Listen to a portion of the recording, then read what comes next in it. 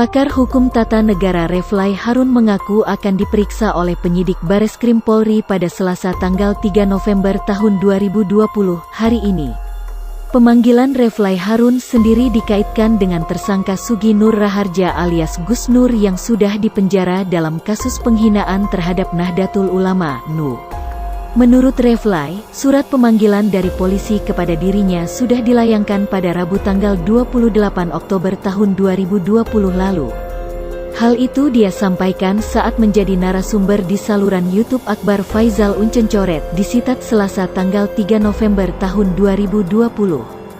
Sebelum diinterview di sini, beberapa hari ke depan saya akan diperiksa sebagai saksi. Sudah dipanggil. Saksi, kata dia menjawab pertanyaan Akbar Faisal. Ditanya soal apakah pernyataan Gus Nur layak disampaikan ke ruang publik, Refly Harun kemudian memilih tidak menjawab pertanyaan tersebut. Sebab dia khawatir jawabannya akan digunakan untuk hal yang tidak menguntungkan bagi dirinya. Bolehkah saya tidak menjawab, katanya seraya tersenyum.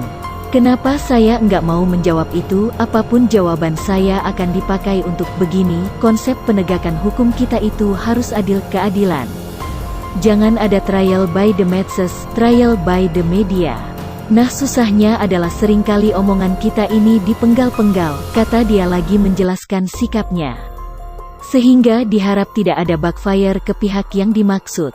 Padahal di satu sisi, Refly Harun mengatakan, negara tidak boleh menghukum orang yang tidak jahat.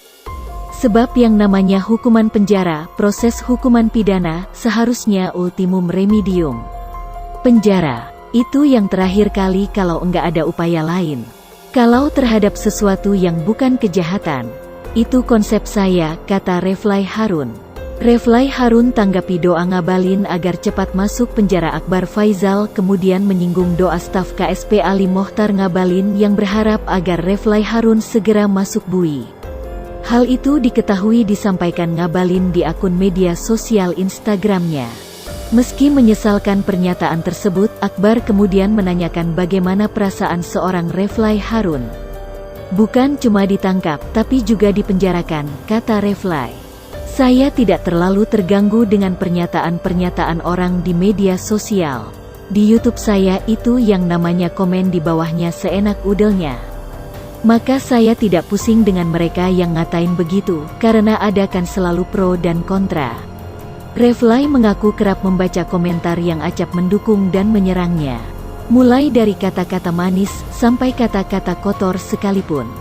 Kata-katanya, Refly provokator, kemudian Refly goblok dan tolol, Refly orang pecatan sakit hati, Refly suruhan rezim.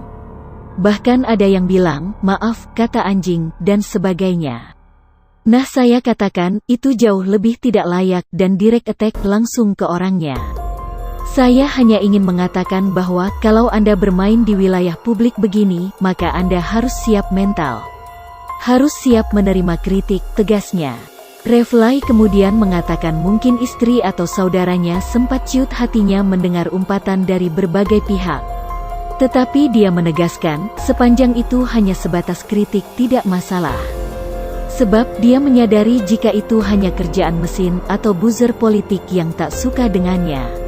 Refly Harun ngaku dibayangi kekhawatiran lebih jauh. Refly juga menyinggung penggunaan UU ITE yang dibuat SBY yang dulunya digunakan untuk menangkap para penjahat di media sosial. Kini menurut masyarakat UU ITE malah disalahgunakan ke ranah yang lebih jauh. Oleh karena itu, banyak masyarakat Indonesia yang saat ini takut untuk berbicara dengan bebas, speech of freedom, karena takut ditangkap dan dipidanakan. Kata Refly, memang saat ini Indonesia dibayang-bayangi kekhawatiran dan ketakutan tersebut. Dirinya pun mengatakan bahwa selama membuat 400 konten di kanal YouTube-nya saat ini, selalu dibayang-bayangi kekhawatiran. Saya sudah membuat 400 konten YouTube, tapi dalam setiap 400 itu saya selalu dibayang-bayangi kekhawatiran bukan ketakutan, tentang kalau salah ngomong, terpeleset ngomong akan diproses hukum, ditangkap, harusnya enggak begitu dalam kehidupan kewarganegaraan, tuturnya. Dia menegaskan, negara tidak boleh memenjarakan orang yang tidak salah. Sebab yang harus dipenjarakan adalah orang yang jahat seperti yang korup, merampok, dan mencoleng.